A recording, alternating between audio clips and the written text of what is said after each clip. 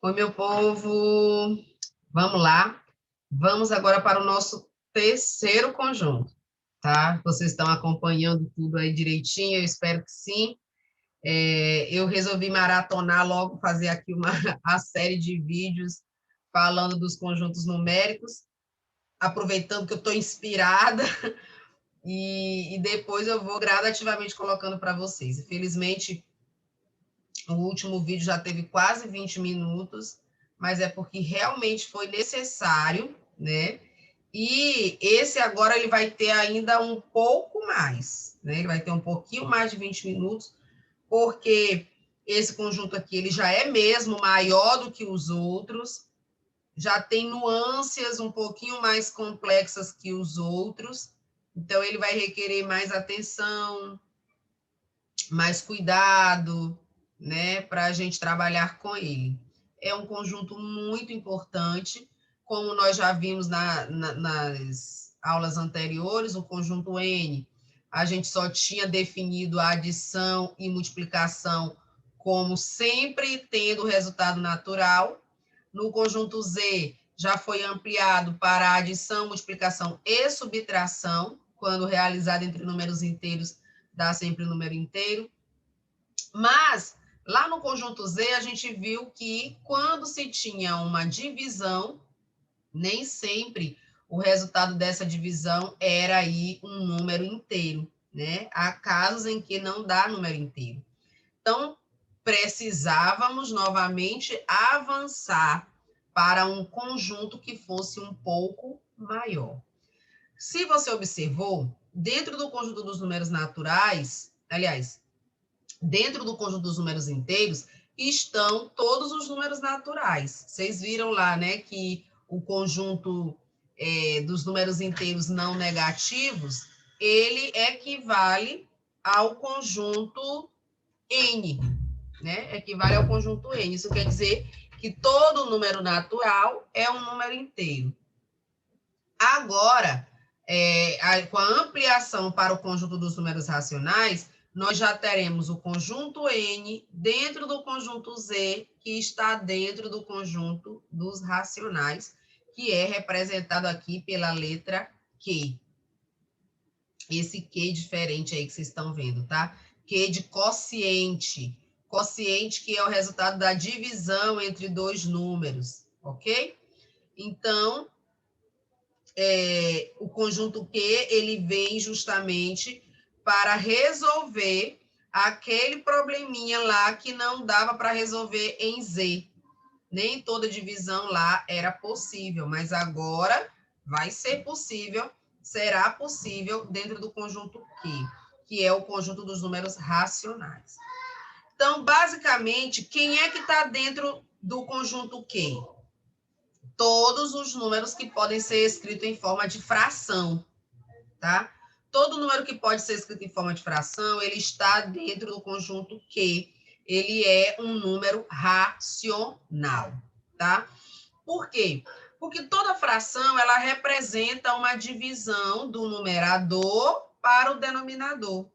Então, se um número pode ser escrito em forma de fração, a divisão é possível e aí ele é um número racional, tá? Então, aqui, olha, chama-se conjunto dos números racionais o conjunto dos pares ordenados ou frações A sobre B, em que A pertence aos números inteiros e B pertence aos números inteiros não nulos. Por que, Ângela, que é os inteiros não nulos? Porque se toda fração é uma divisão do numerador pelo denominador, o denominador da fração não pode ser zero. Se for zero, não vai existir a divisão. Então, deixa de ser um número racional. Então, quem está no numerador pode ser qualquer número inteiro, mas quem está no denominador não pode ser zero, ok? Dentro desse número, nós temos algumas operações que são realizadas e que já são do nosso conhecimento. Por exemplo, a igualdade entre duas razões. Aí a gente tem aqui a propriedade fundamental da proporção, Se A sobre B é igual a C sobre D, pela propriedade, eu terei que A vezes D, produto dos meios, é igual ao produto dos extremos, B vezes C. Então, toda vez que você tiver uma igualdade entre duas frações, isso aqui vai acontecer. A sobre B é igual a C sobre D. Se, somente se, esse símbolozinho aqui quer dizer isto, tá? Se, somente se, A vezes D for igual a B vezes C. Tá? Então, essa aqui é a propriedade fundamental das proporções. Quando nós temos adição e subtração, o que a gente faz? A gente tira o MMC dos denominadores, né? Se eles forem diferentes. Então, aqui o MMC, como são dois números, duas letrinhas aqui, vai ficar o produto entre elas. Aí eu divido BD dividido por B, vai sobrar D. Então, D vezes A. Aqui, ó. AD. Mais BD dividido por D vai dar B. Vezes C, BC. Então, isso aqui é só para mostrar que, tanto na adição quanto na subtração de duas frações, se os denominadores forem diferentes, você tira MMC, faz aqui as devidas operações e obtém o resultado. A multiplicação entre as frações já é mais simples. É só você multiplicar numerador com numerador, denominador com denominador. Então, A vezes C, AC, B vezes D, BD. Então, isso sempre vai acontecer aqui no conjunto Q. O conjunto Q tem os principais subconjuntos dele, que são bem parecidos lá com... Desculpa. São bem parecidos com o conjunto dos números inteiros, tá? Nós temos os racionais não negativos, que vem esse Q mais aqui, tá, gente? Toda vez que vem esse mais aqui do lado é porque tirou os números negativos. Conjunto dos números racionais não positivos, ó, vem com sinal de menos, então foi tirado os positivos. E com asterisco quer dizer que foi tirado o zero. Então, conjunto dos números racionais não nulos. Na fração, isso aqui vocês devem lembrar, A sobre B, nós temos que A é o numerador e B é o denominador, tá? A é o numerador, B é o denominador. Se esses números forem primos entre si quer dizer, gente, que não vai ser possível simplificar essa fração. Não tem nenhum número que seja divisor do numerador e do denominador ao mesmo tempo. Então, se não dá para simplificar a fração, nós dizemos que ela é uma fração irredutível, tá? Ela é uma fração de verdade, tá? Fração irredutível. Exemplo aqui, ó, 2 terços, 3 sétimos, 7 quinzeavos, são irredutíveis, porque não dá para simplificar. Não existe nenhum número diferente de 1 que seja divisor dos dois ao mesmo tempo. Já se nós pegarmos a fração 6 décimos, essa fração 6 décimos, ela pode ser simplificada por 2. E aí eu terei 6 dividido por 2, 3, e 10 dividido por 2, 5. Então, eu terei a fração 3/5, tá? Então, se não tem nenhum número divisor comum entre eles, a fração é irredutível. Se tem um número que é divisor dos dois, aí ela não está na forma irredutível.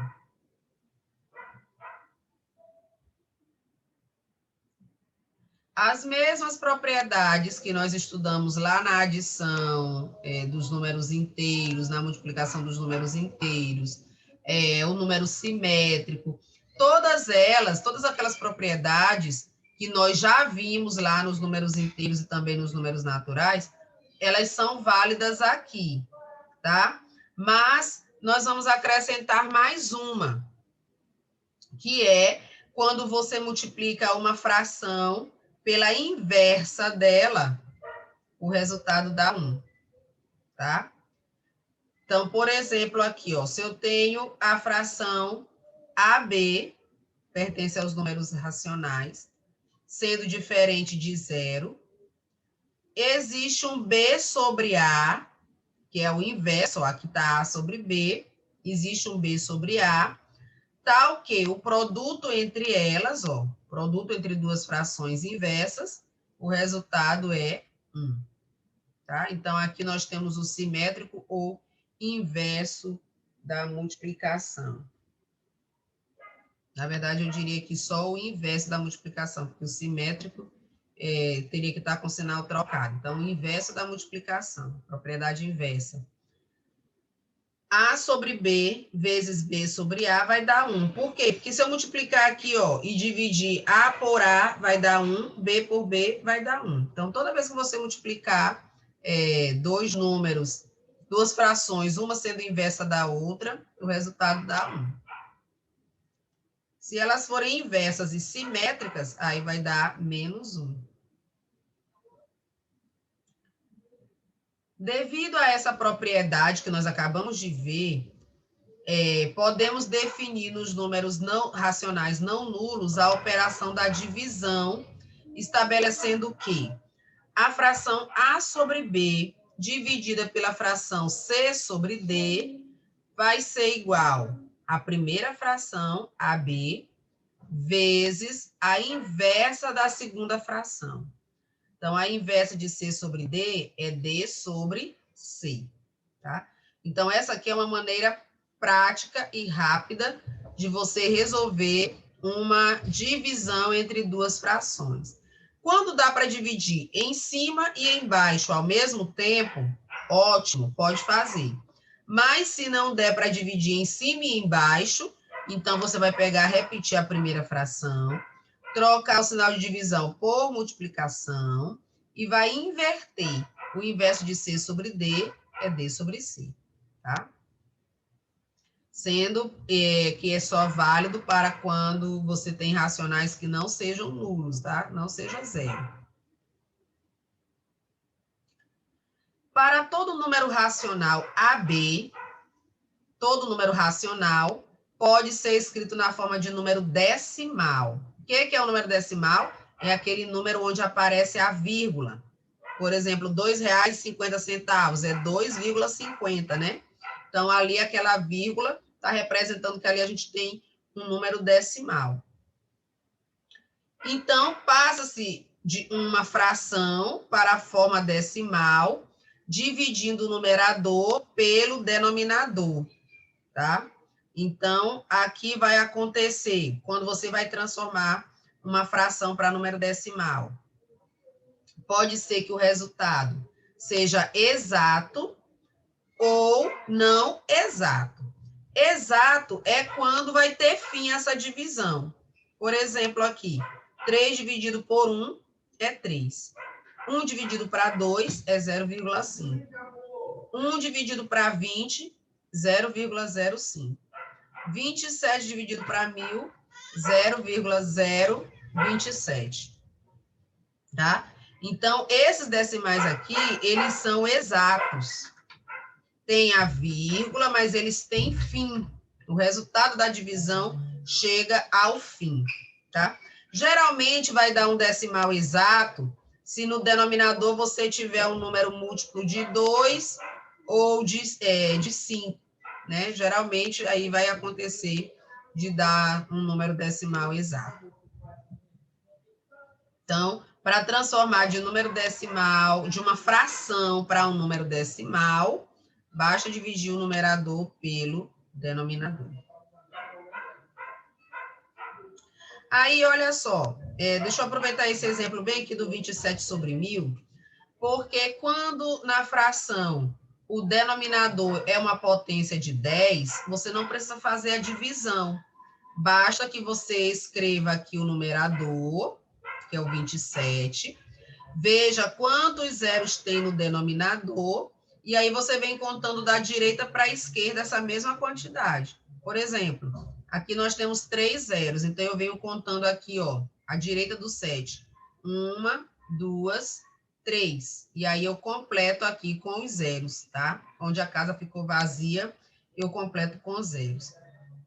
Então, quando aqui no denominador for 10, for 100, 1.000, 10.000, 100.000, 1 milhão, então não precisa fazer a divisão. É só usar essa técnica de escrever o numerador aqui e aí vir contando. Conforme a quantidade de zeros que está no denominador, você vem contando.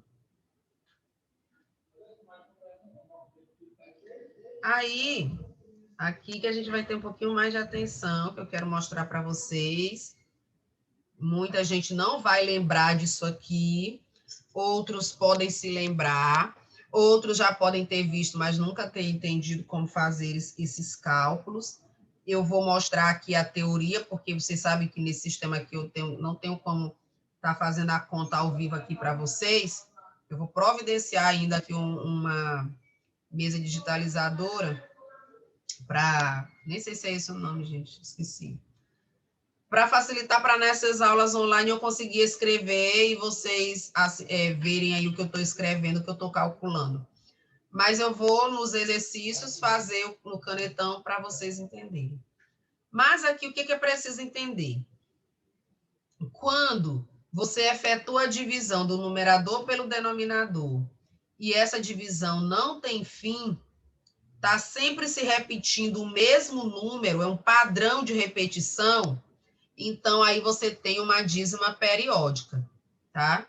Toda vez que você divide o numerador pelo denominador, e aí essa divisão não tem fim, você tem uma dízima periódica. Por exemplo, se você dividir 1 por 3, vai dar 0,333333333. Você pode calcular o tanto que você tiver com paciência. Vai sempre aparecer o 3. Por isso, a gente coloca essas reticências aqui. O número que fica se repetindo, o padrão de repetição, ele é chamado de período da dízima periódica, tá? Ele é o período. E ele é representado aqui de forma abreviada com um tracinho em cima dele. Então, por exemplo, 0,33333, quem está se repetindo não é o 3? Então, eu escrevo só 0,3 e coloco aqui um traço em cima desse 3. Todo mundo que conhece matemática, quando vir isto, vai saber que se trata de uma dízima periódica, onde o período é 3. O número que está se repetindo é o 3, ok? Aqui, se eu dividir 2 por 7, nós vamos ter aqui 0,2857142857114. Então, o padrão de repetição é aqui, ó. 2857414. Tá? É o número que está se repetindo. Então, fica um traço em cima dele para saberem que ele é o período, tá? 11 sextos vai dar 1,8333333. Veja que quem está se repetindo é só o 3. Então, o tracinho do período vai ficar só nele. Só no número que está se repetindo que a gente coloca o traço. Podemos notar também que todo número na forma de decimal, exato ou periódico pode ser convertido para voltar a ser uma fração. Então, se eu posso transformar uma fração para número decimal, a inversa também é verdadeira. Então, eu posso transformar um decimal também para uma fração. Se ele for um decimal exato, vai ser bem mais fácil transformar para uma fração. Se ele não for um decimal exato, aí vai dar um pouquinho mais de trabalho, porque a gente vai fazer umas pequenas continhas, como eu vou mostrar na sequência para vocês. Olha só. Olha a regra. Quando o decimal é exato, podemos transformá-lo em uma fração, cujo numerador é o numeral decimal sem a vírgula, e cujo denominador é o algarismo 1, seguido de tantos zeros quanto forem as casas decimais do numeral dado. Veja, 0,37. Eu escrevo 37 no numerador, porque esse zero aqui na frente não vai interferir em nada. Então, eu escrevo 37 no numerador, passo a barra de fração, coloco o 1 no denominador, e aqui eu vejo quantos algarismos eu tenho após a vírgula. Se são 2 algarismos, então ficarão 2 zeros no denominador. Então, eu tenho 37 centésimos. Esse aqui, 2,631. Eu vou colocar aqui 2.631. Reparem que eu tiro a vírgula. Eu escrevo o número sem a vírgula. Coloco 1 no denominador. E aqui, olha, tem 3 números após a vírgula. Então, eu vou colocar 3 zeros no denominador. É muito simples para fazer esse caminho aqui quando o decimal é exato. Esse outro decimal aqui, ó, 63,4598. Eu vou escrever ele todinho sem essa vírgula aqui no numerador. Faço a barra de fração, coloco o algarismo 1.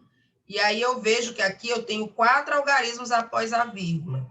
Então, ficam 4 zeros no denominador. Ok? Então, de decimal para fração é isso. Agora, quando é uma dízima periódica, quando tem um algarismo sempre se repetindo, aí eu preciso encontrar a geratriz da dízima. O que é a geratriz? Geratriz é a fração que deu origem para a minha dízima periódica, tá? A fração que gerou a dízima periódica, que gerou aquele resultado. Então, eu tenho que encontrar essa geratriz. E aí, como é que eu faço?